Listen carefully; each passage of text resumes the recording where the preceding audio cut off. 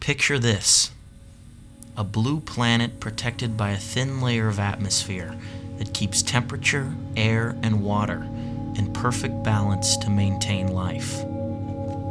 In the cold depths of space, this planet is a virtual paradise, the only one known of its kind, and it is our planet, Earth. But something is wrong. The life-sustaining systems on this planet are breaking down. What happened? Us. Human civilization and our relentless consumption has brought this planet to the brink.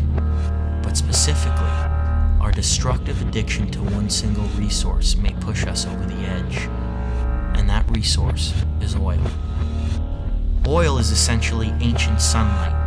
Since the dawn of time, plants captured sunlight. After billions of years of decomposing in the earth, this fossilized sunlight became a fuel: oil, coal, or gas.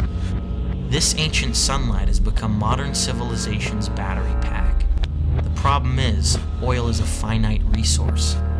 We are running out of the very thing our society is dependent on in order to function. But worse, our burning of oil and other fossil fuels has dumped over 700 billion tons of carbon pollution into the atmosphere, as if it were a sewer.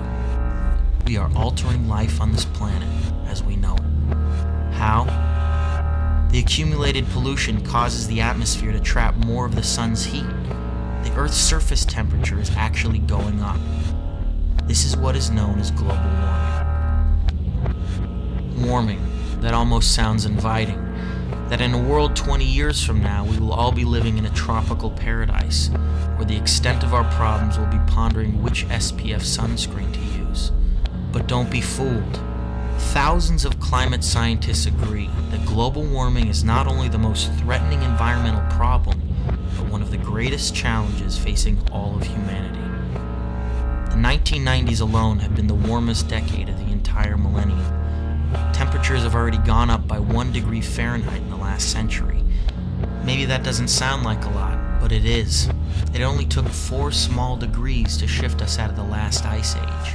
When you turn on the TV and you hear about killer heat waves, extreme weather conditions, freak storms, drastic flooding of cities, rising sea levels, giant chunks of ice breaking off from the Antarctic, coral reefs bleaching out and dying, make the connection.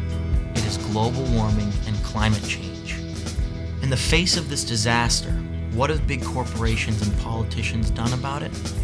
Unfortunately, not enough. The fact is they've gained too much money and power off our addiction to oil. This makes them dangerously resistant to change. But are we? We must demand a separation between oil and state. We can get off oil and slow down global warming. We can use energy more efficiently and support renewable, clean energy sources, new green technologies that don't burn carbon like hydrogen fuel cells, wind and solar power.